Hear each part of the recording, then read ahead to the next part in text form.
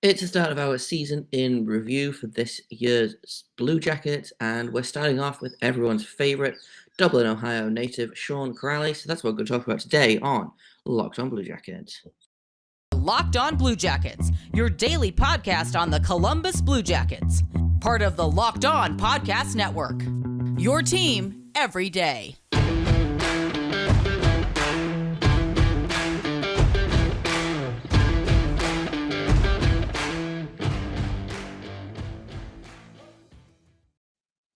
Hello and welcome to Locked On Blue Jackets, part of the Locked On Podcast Network, your team every day. Today's episode is brought to you by BetOnline, because BetOnline is where the game starts. They've got more odds, props, and lines than ever before. They've got you covered. So, welcome to Locked On Blue Jackets. I'm your host, Jay Foster. Thank you for making this your first listen of the day, every day, hopefully. We are free and available on all podcast platforms. We are on YouTube. We are on Spotify. We are on Odyssey. So if you want to watch or listen, then you can find us basically wherever you want to find us. And there's never going to be a paywall. You are never going to have to pay any money to access Locked On content, which I think is pretty neat. So, like I said, today we're going to be starting the season in review episodes. We're going to look at everyone who wore a Blue Jackets jumper or a Blue Jackets sweater. Excuse me, my English is coming out.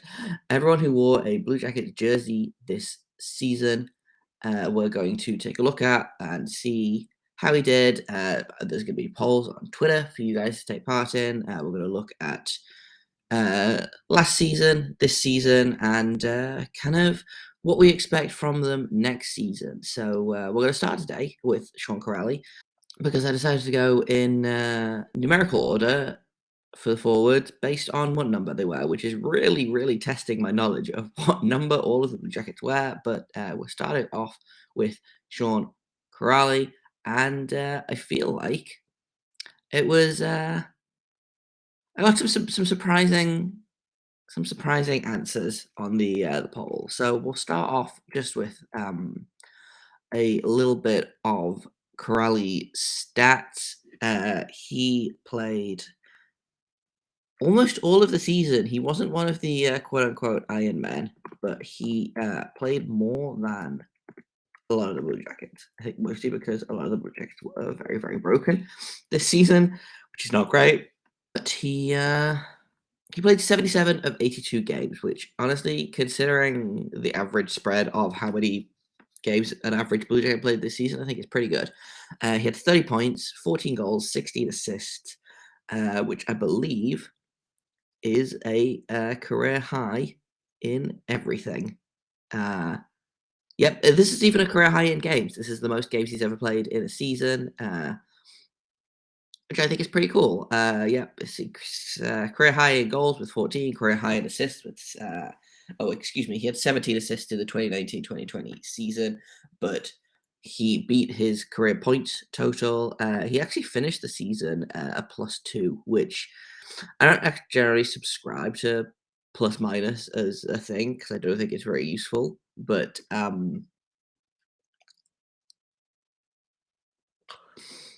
considering how god-awful everyone else on the Blue Jackets was, it seems pretty good. He shot at about league average. He was shooting at about 11%, so I don't think those 14 goals were about what I would expect from a bottom six guy. If you can get 10 to 15 goals out of a bottom six guy, then I'm pretty happy with that. I don't love the contract. I think it's maybe a touch too expensive for a bottom six guy, but I don't know. I have really liked Sean Kuraly this season. I think he has been maybe not a game changer for the Blue Jackets, but I think he's been basically as good as, or maybe even slightly better than, what we needed him to be. Oh, he's only actually making 2.5 million. I thought he was making 4 million. I am much happier with that contract. Yeah, if you can get, 10 points for every $1 million, I think is probably not the worst.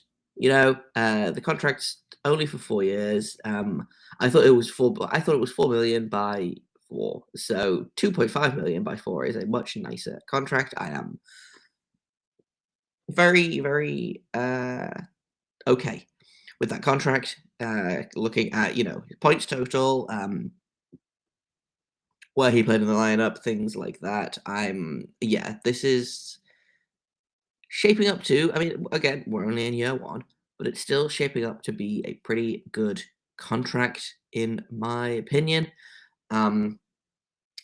In a minute, we're going to take a look at the Twitter poll and see what people said there, and maybe kind of take a look at some of the comments, things like that. But first, I've got to tell you about rockauto.com, because with the ever-increasing numbers of makes and models of cars, it's basically impossible for your local chain auto parts store to stock all the parts you need. You've got to endure, pointless or kind of scary questions. Wait while the person behind the counter orders the parts on their computer, choosing the brand that their warehouse carries. You've got to leave your car there. You've got to go home. You've got to wait. You've got to come back in. You've got to pay for the labor. It's a whole ordeal. So instead, why don't you stay at home on your couch, because your computer and your phone both have access to rockauto.com. You can save time and money when using Rock Auto. They are a family business. They've been serving DIYers for over 20 years. Rock Auto prices are reliably low for every customer, and they've got everything you could need, from brake parts to tail lamps, motor oil, even things like new carpet. If you want to honor in your car or truck, rockauto.com probably stocks it. So go explore their easy-to-use website today to find the solution to your auto part needs. Go to rockauto.com right now to see all the parts available for your car or truck. Right locked on in the How Did You Hear About Us box so they know we sent you. Amazing selection, reliably low prices, all the parts your car will ever need. rockauto.com. So let's take a look at the Twitter poll. It was pretty, not quite unanimous, but there was a lot of 60% of the votes said that Sean Kuraly got an A this season, which I tend to agree with. After everything that we've just kind of talked about, I think, for the contract that he's on, the minutes that he played, I don't have his average ice time numbers in front of me, unfortunately, but he played. His ice time started going up toward the end of the season, but I mean, he was playing anywhere from 10 to. He generally played between 10 and 16 minutes, I think, is my rough average. Obviously, as everyone started to get broken later in the season, he started, the ice time didn't drop below about 15 minutes from, the end of March onwards, which is not ideal, I don't think, but it is what it is. And I'm pretty happy with. I'm pretty happy with it. I think the Twitter universe is pretty happy with it as well. And a handful of B's and C's, no D votes. And then I got one comment on it from Debbie Nishning Holwadal, and I do apologize if I have butchered that name, but she said that Kuraly earned his A, and I agree. I think he was exactly what we wanted when we went out to get him. He kind of started off the season a little bit not weak, but it took him a little while to get going. He had 1 point in his first 10 or 11 games. And at that point, I was like, right, okay, this is looking a little bit like not a bust of a contract, because I do think Kakalina knows what he's doing, but he picked it up. I think consistency is going to be something that I would like to see a little bit more from him in the future. In the next segment, we are going to talk a little bit about what I would like to see from Sean Kuraly next season, but considering the team in general, which was, we've talked about it a lot. The team in general, not very good as a whole this season. Considering his ice time, considering the contract, considering the kind of player that he is, yeah, I would give Sean Kuraly an A as well. I think it's easy to be like, well, he only got 30 points. He's so far down the leaderboard in scoring for this team. But I don't know. I did not have a problem with Sean Kuraly, even a little bit. So let's look at where he is in terms of scoring on the team. I don't think it's super high, but I also don't think it's super low. And again, fourth line guy, he is he was 10th on the team in scoring, which sure, like I'm again $2.5 million. I'm happy with that. He had more points than let's see who else played. I don't think anyone below him played more games except for like Andrew Peake played more games, but he's a defenseman. He had 15 points this season.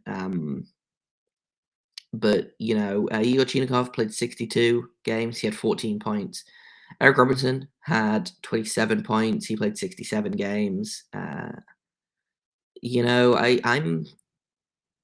kind of around the Cole Sillinger place of okay. He had Cole Sillinger played 79 games. He got 31 points as an 18-year-old, which we're going to talk about a lot later on. But considering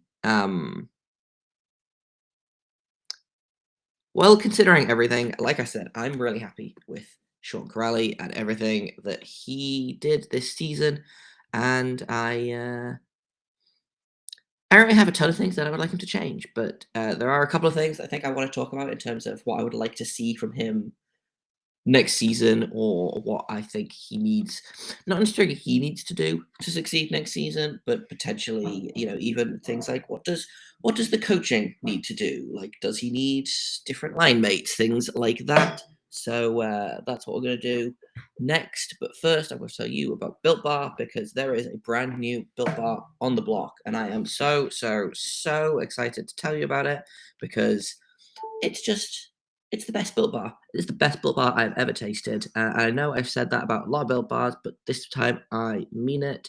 It is better than the Banana Cream Built Puff. It is better than the Brownie Batter. It is better than Cookie Dough Chunk.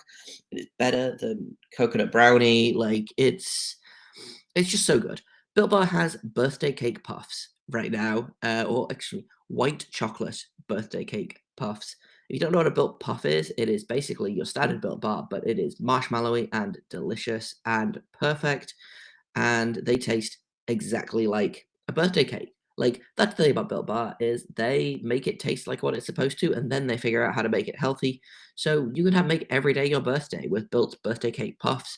They've taken the delicious experience of biting into a fresh slice of birthday cake, dipped it in white chocolate, and added some sprinkles. Only 150 calories, 16 grams of protein, and only 9 grams of sugar. This limited time flavor is an amazing option if you're looking for a healthy way to get flavor and variety in your day. So go to built.com to get birthday cake puffs now, because they're not going to be around for long, and you don't want to miss out, trust me. So go to built.com, use promo code LOCKED15, get 15% off your order of birthday cake puffs or any other flavor, but really, you should be ordering the birthday cake puffs. So use promo code, once again, LOCKED15 for 15% off built.com, and go and buy some joy in marshmallowy protein bar form. So in terms of Sean Kuraly and what I think he needs to, not necessarily what he needs to do to succeed, although I think there are some things he needs to do to succeed. There are some things that I would like to see improve next season. But I think a lot of it is kind of dependent on the team as a whole. A big thing for me is face-offs, which is, it's tough because face-offs are kind of a thing that everyone pays a ton of attention to, but that don't necessarily have a huge impact on the game. I think I've talked a little bit to Micah McCurdy about, what kind of effect face-offs have, and he kind of says, well, not a huge amount in terms of, driving offense or whatever, but even so, of his 5, 4.5 full seasons, he played 47 games last season, which I believe was a shortened season anyway. So it was probably almost a full season. I don't remember how many games there were last, 46 maybe. He's only had an above face-off percentage, an above 50% face-off percentage twice in those 4.5 seasons. This season, he was at 49.45. He's got a career average of 50.3. And honestly, I don't even think he needs to do that much. I think if we can get above average face-offs from everyone or every regular center on this team, like I'm happy with that. So I think he was pretty close. I don't know how many face-offs he took because the NHL.com doesn't tell me. But I think if we could get face-off percentage up a little bit, maybe less penalty minutes. I feel like he had a couple of games where he got 10 minutes, or he had a fighting major against Washington. He got 10 minutes against Carolina. He got he got a fighting major in the season opener, which I'd completely forgotten about, and it just kind of feels right for Sean Kuraly, Dublin Ohio native, etc., etc. But in terms of penalty minutes, it doesn't look like he takes a ton of minor penalties. So if you take away the 2 fighting majors and the 10-minute misconduct, he took 41 penalty minutes, I believe, or he must have taken a third fighting major. Who knows? But at least one fighting major, one game misconduct. So if you take those 15 penalty minutes away, it gives you 45 or 46 penalty minutes, excuse me, which is, this is really testing my math this early on a Wednesday morning, 23 minor penalties in 77 games, which is not a ton, but I would like it to be a little bit less. So, because that's the thing, I think for Sean Kuraly, there's not necessarily, I don't think we need to be like, well, we need to change this thing to this thing so he can suddenly score 50 goals and become the next Ovechkin. I don't think, but it's for a guy that is what he is for the most part, a bottom 6 guy, a 4th line center, probably. It's little tweaks to make the 4th line a little bit better. You're not looking for your 4th line to be amazing. You are looking for it to be above average, or even I will take average. You want it to be able to hold its own against every other 4th line in the league, and potentially against higher lines, depending on how the matchup screws you over. So I don't think you need to, change a lot of things about Kuraly's game. I think, face-offs was one thing. I would like if he took a few less penalty minutes, but that's true of basically everyone on this team because they took a lot of penalties this season. And I think the other thing that could really help is, honestly, consistent line mates, which I know was tough this season because there were a lot of injuries, there were a lot of call-ups, there were a lot of, ups and downs and side to side or whatever. But honestly, some of the best hockey for me this season was when it was the Robinson, Kuraly, Texier 4th line. That was such a good 4th line. Obviously, Texier left mid-season to well, first with injury, and then I believe with a family bereavement. He's currently playing for Team France in the World Championship, which is a really, really good sign, I think. So hopefully we'll get Texier back at some point. He is signed to us for next season as well, so hopefully, we'll get to see him again. Fingers crossed. But that for me, that was the ideal 4th line. They had a little bit of snarl, as Jeff Svoboda, Jacket Insider, says. They had enough skill. Eric Robinson has the wings to basically outskate everyone. And they were pretty good at killing penalties as well. I think that's what you want from your 4th line. So I I think that might just be it. I think get him 2 consistent line mates. I think the fourth line in the New York Islanders is maybe not the best fourth line in the league, but it's been the same 3 guys basically since I started following hockey, and I think that probably leads to their success or perceived success. And I think if you give Kuraly 2 guys like Eric Robinson and Alexander Texier and just watch them go, I don't think that's a line that you have to worry about in the way that you have to worry about, for example, if Patrick Laine goes cold, do you switch up his winger? Do you switch up his center? I think if you stick these 3 players together on the fourth line and just let them go, then I think that's your fourth line done. You don't have to worry about it. You just have to worry about the other 3 lines, which honestly you should be worrying about more anyway.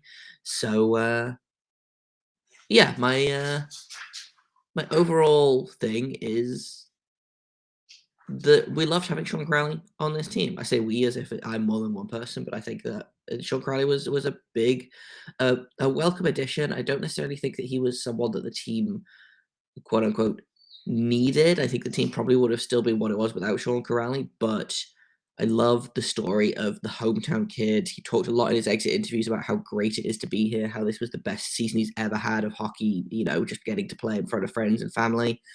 And I think it can't be overstated, what that means to the room, what that means to the team in general. I think, you want guys who want to be here, and Sean Kuraly obviously wants to be here. So I think, yeah, it was a really, really solid minor signing for Jarmo Kekalainen. And so he gets 10 points for that. Sean Kuraly gets 10 points for a great signing. And that's the end of the first episode of this season in review kind of mini series that I'm going to be doing over the next, probably the next month and a half, because there were so many people that wore Blue Jackets jerseys this season. And we'll be doing other stuff interspersed with it. But that's it for today. Tomorrow we're going to be talking a little bit about Kevin Sternland, who only played 3 games for the Blue Jackets, but he also played quite a few games for the Monsters as well. So we're going to talk about that a little bit, kind of why his development stalled. Obviously, I think he's been passed in the depth chart by the emergence of a handful of players. So we're going to talk about that. Can he find his way back to the NHL? Things like that. So that's tomorrow's episode. I did another little Twitter poll, so I'll check the results of that to see what you guys think. But this has been Jay Foster. You can find me on Twitter at _Jacob Foster, JAKOBFORSTER, or it's down at the bottom of the screen if you are watching on YouTube. You can find the show on YouTube. You can find it wherever you listen to podcasts. You can find it on Twitter at LO_Blue Jackets, where, like I mentioned, we're going to be doing polls for all of the players that wore Blue Jackets jerseys, even if it's guys like Kevin Stern that only wore them for 3 games. But I think it's important to evaluate all of your players, and also I didn't want to have some kind of arbitrary cutoff for, he only played 10 games because of reasons. So we're doing literally everyone. Welcome to the off season, guys.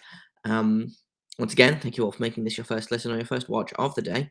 I super appreciate it, and we'll be back, like I said, tomorrow with a fresh and hot episode about Kevin Sternland as we continue our season in review. Until then, make sure you stay locked on.